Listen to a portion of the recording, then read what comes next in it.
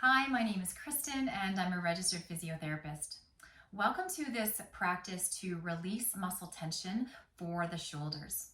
We'll be doing a variety of self-massage techniques, muscle sponging and stroking and raking across the muscles to try to help release any tension points in the muscles and to help rehydrate or bring in fresh blood flow, fresh lymphatic flow to help release any tension around the area.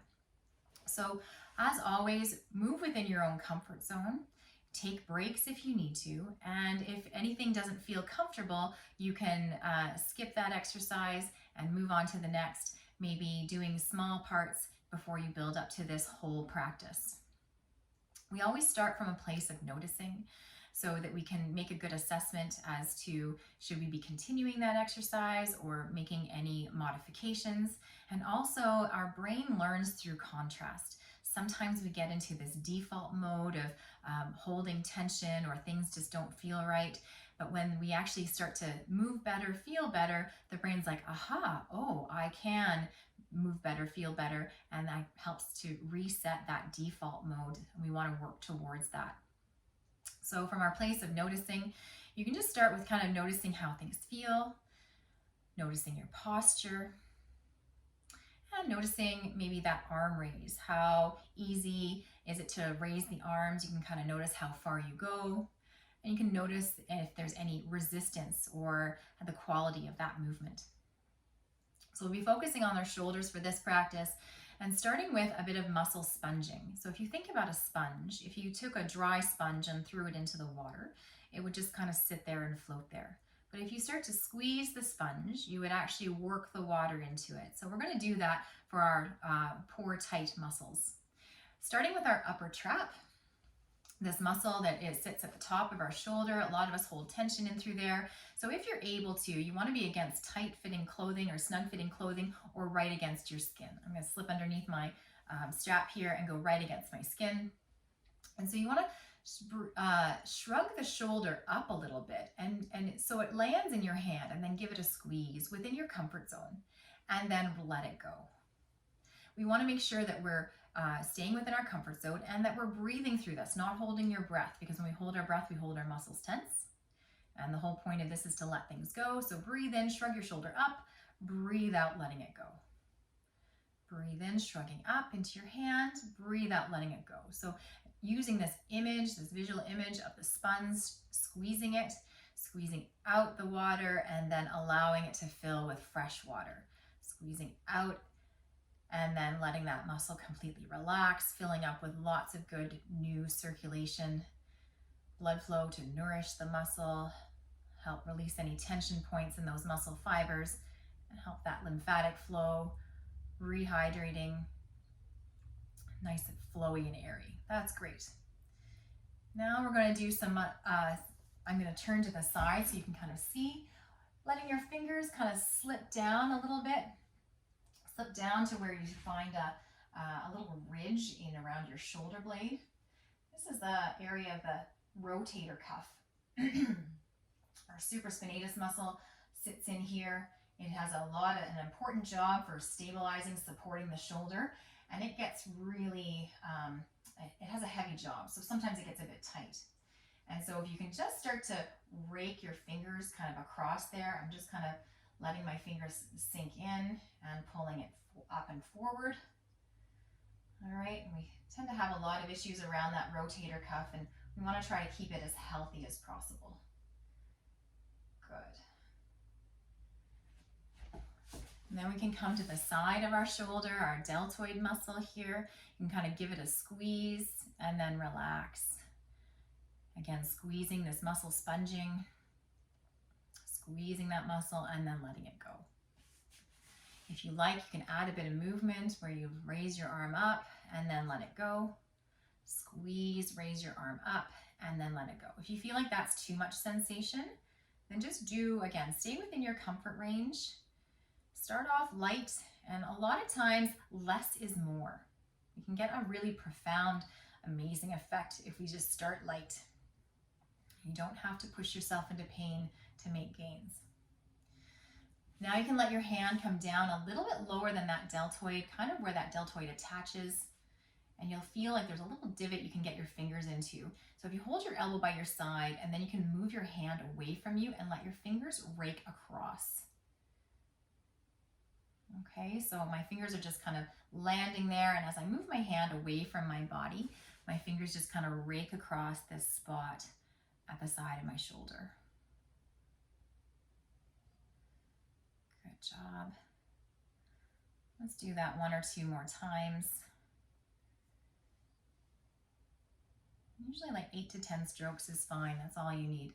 Next, we'll come to the front of our shoulder. This is our last one here. We have these pec muscles, a big pec muscle in the front and a smaller pec muscle, pec minor here, but we're going to focus on this one right underneath your collarbone. It's called subclavis. And so we're just basically going to start underneath the collarbone and then push your hands kind of outward towards the shoulder. And if you want, you can like let your arm kind of drift behind you as you're kind of opening up the door of the shoulder. Okay, making sure you're breathing with this. I like to kind of take a breath in and a breath out on every repetition. So breathe in on half the movement, breathe out on the other side of the movement. That makes sure that you're keeping breathing and that you're not tensing up by holding your breath inadvertently. All right, let's do that one more time. Good job. So we've finished that one side. Let's have a check-in and a comparison. Feeling how that side is raising up versus the other side, how it's raising up. And maybe you can notice a difference from right, left sides. Maybe you even notice a difference from the beginning until this midway point. And so if you're feeling good about that, let's continue on and do the other side. If that was a bit challenging for you, maybe you'll make some modifications and change things or ease up on the other side, a few less repetitions, or maybe trying only 1 or 2 things. So going on to the other side, again, placing your hand across that upper trap against your skin or snug fitting clothing, letting your shoulders shrug up, give it a squeeze, and then relaxing it down. Breathing in, shrug up, squeeze, and out, relaxing it down. Really thinking about that sponge, squeezing out anything that is tense or tight, and then as you relax, it really fills up with lots of fresh blood flow, lots of good circulation. We're getting kind of a pump going here for these muscles that maybe have been sitting in a still position for too long. They need a little refresh. Good job. Let's do that 1 or 2 more times. There we go. Well, our hands up here, you can kind of let your fingers drift to the back of your shoulder blade. There's a bony ridge across that shoulder blade. Right in this top of your shoulder blade, and that around that ridge, we have that supraspinatus muscle. Sits in that little fossa, that little divot there. You can just kind of knead. I've got my fingers kind of pressing down and then pulling upward, kneading into it. Again, so many of us have rotator cuff problems. This muscle, supraspinatus, is one of your rotator cuff muscles. It has a pretty important and heavy job, so we want to make sure it is as hydrated and healthy as possible. Good job. One more there. And we'll move on to the side of the shoulder. So this big muscle at the front of the side of the shoulder, your deltoid muscle, you can just kind of cap your sleeve there, give it a little bit of a squeeze, a muscle sponge, and then releasing it. A little squeeze, sponge, and then releasing it. So you're deciding how much pressure would be right for your body. And again, less is more. You want to just feel a sensation, not a painful sensation. We're not trying to push that pain system, not trying to irritate that sensitive nervous system. If you like, you can add a little bit of an arm raise with that deltoid movement, with that to that deltoid muscle sponge. Breathing in, shrugging up, and out, letting it go. Breathing in, raising up, and out, letting go. Good job. One more time. And then just below that deltoid, where it attaches in this nice little fascia band, you can find a little divot here, elbow by your side. And then as you move your hand away from your body, your fingers just rake across. We'll do this. Raking across there. Okay, again, it might be sensitive, might be tender. Fascia is actually innervated with a lot of extrasensory fibers, 7 to 10 times as many as muscles. So it can be very sensitive. You want to be gentle. We want to try to help stimulate it in a positive way. All right, one more time. Good job. Now we're going to finish off with coming across the collarbone, the subclavius. So you're running your fingers right along underneath that collarbone. If you like, you can kind of add your arm, maybe moving out to the side, either with your elbow bent or maybe a little bit straight. I'm only putting pressure going in this outward direction. I'm not seesawing back and forth. Good, and again, you're breathing with each repetition.